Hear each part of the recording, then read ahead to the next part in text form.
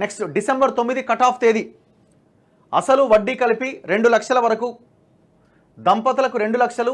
ఈ నెల 19 వరకున్న బకాయిల వివరాల సేకరణ, రుణ సమాచార సేకరణకు బ్యాంకులకు ప్రొఫార్మా, రుణమాఫీకి సిద్ధమవుతున్న మార్గదర్శకాలట. సో రుణమాఫీ ఎవరికి చేస్తారు అన్న దాని విషయంలో గవర్నమెంట్ కొంత కసరత్తు చేస్తున్నదట. డిసెంబర్ 9వ తేదీని కట్ ఆఫ్ డేట్గా చేసిరట. ఇగో 2023 డిసెంబర్ 9వ తేదీ కట్ ఆఫ్ తేదీ అయితే అప్పటి వరకు రైతుల పేర్ల మీద ఉన్న బకాయిలు మాఫీ చేస్తారట.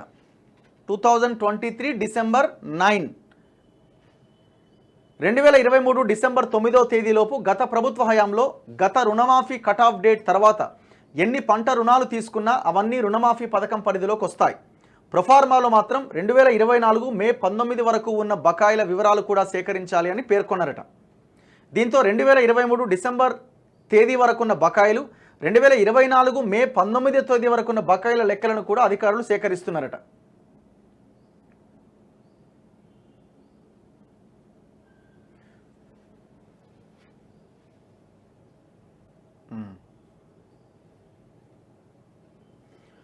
ఆగస్టును రుణమాఫీకి డెడ్లైన్గా పెట్టుకున్న రాష్ట్ర ప్రభుత్వం సమాచార సేకరణకు శ్రీకారం చుట్టింది. ప్రాథమిక వ్యవసాయ సహకార సంఘాలు, బ్యాంకుల వద్ద నుంచి 4 విభాగాలు 30 అంశాలతో కూడిన ప్రొఫార్మాతో సమాచారాన్ని అడిగారట. బ్యాంకుల సిబ్బంది ఇప్పటికే ఆ సమాచార సేకరణలో నిమగ్నమయ్యారు. రుణమాఫీ పథకానికి డిసెంబర్ 9వ తేదీనే కటాఫ్ తేదీగా తీసుకుంటుందని ప్రభుత్వ వర్గాల ద్వారా తెలుస్తోంది. తెలంగాణ రాష్ట్ర ఏర్పాటు ప్రకటన జరిగిన రోజు, సోనియా గాంధీ పుట్టినరోజైన డిసెంబర్ 9వ తేదీనే కొత్త ప్రభుత్వం పథకాలు ప్రారంభించిన నేపథ్యంలో ఈ తేదీనే కటాఫ్ తేదీగా ఎంచుకోవడం ఖాయంగా కనిపిస్తోంది. గత ప్రభుత్వాలు అమలు చేసిన పద్ధతిలోనే రుణమాఫీ అమలు చేయాలని రేవంత్ రెడ్డి సర్కార్ భావిస్తోంది.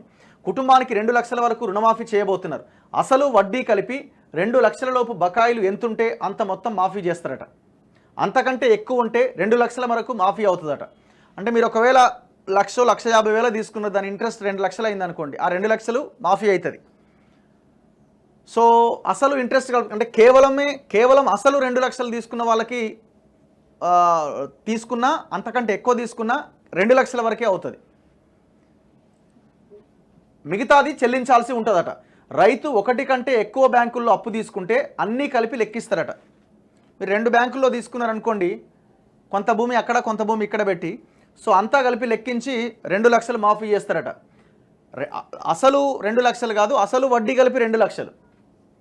భార్యాభర్త పేర్ల మీద ఉన్న అన్ని ఖాతాల వివరాలు, అప్పులు, వడ్డీలు క్రోడీకరించి రుణమాఫీ పథకాన్ని అమలు చేస్తారట. గత ప్రభుత్వం బంగారం తాకట్టు పెట్టి తీసుకున్న రుణాలకు మాఫీ వర్తింపజేయలేదు. అంతకుముందు రాజశేఖర్ రెడ్డి ప్రభుత్వం కొన్ని పరిమితులతో బంగారం తాకట్టు పెట్టి తీసుకున్న రుణాలకు సంబంధించిన మాఫీని అమలు చేసింది. తాజాగా ప్రభుత్వం బ్యాంకులకు పంపించిన ప్రొఫార్మాలో బంగారం రుణాల ప్రస్తావన కూడా ఉన్నది. అంటే రాష్ట్రంలో రైతులు ఎంత మేర బంగారం తాకట్టు పెట్టి రుణాలు తీసుకున్నారో సమాచారాన్ని సేకరిస్తారు. ఆ రుణభారం సమాచారం కూడా ప్రభుత్వానికి అందబోతున్నది. ఎన్నికల మేనిఫెస్టోలో బంగారం తాకట్టు పెట్టి తీసుకున్న వ్యవసాయ రుణాల ప్రస్తావన లేకపోయినా గత కాంగ్రెస్ ప్రభుత్వం తరహాలో పరిమితులతో ఏమైనా బంగారం రుణమాఫీ చేస్తారేమో అనే చర్చ మాత్రం జరుగుతున్నదట. దీర్ఘకాలిక వ్యవసాయ రుణాలు తీసుకున్న వారికి రుణమాఫీ పథకం వర్తించదు. సో బేసిక్గా 3 టైప్స్ ఆఫ్ లోన్స్ ఉంటాయి. క్రాప్ లోన్స్ ఉంటాయి, టర్మ్ లోన్స్ ఉంటాయి, అండ్ గోల్డ్ లోన్స్ ఉంటాయి. అంటే పాస్ పుస్తకాలు పెట్టి కొంత గోల్డ్ పెట్టి లోన్ తీసుకున్న వాళ్ళు ఉంటారు. సో ఇట్లా ఈ రకరకాల లోన్స్లో ఒక దీర్ఘకాలిక లోన్స్ మాత్రమే దీని కిందికి రావట. కాంగ్రెస్ మేనిఫెస్టోలో మాత్రం పంట రుణాలు మాఫీ చేస్తామన్నారు. పంట రుణాలు అంటే ఫస్ట్ లోన్స్ విషయానికి వస్తుంది. అది క్రాప్ లోన్స్ అంటాం మనం దాన్ని. సో అది మనకు 1 ఇయర్ లోపుగా చెల్లించాలి. 1 ఇయర్ లోపుగా చెల్లిస్తే కేంద్రం కొంత సబ్సిడీ భరిస్తుంది, రాష్ట్రం కొంత సబ్సిడీ భరిస్తుంది.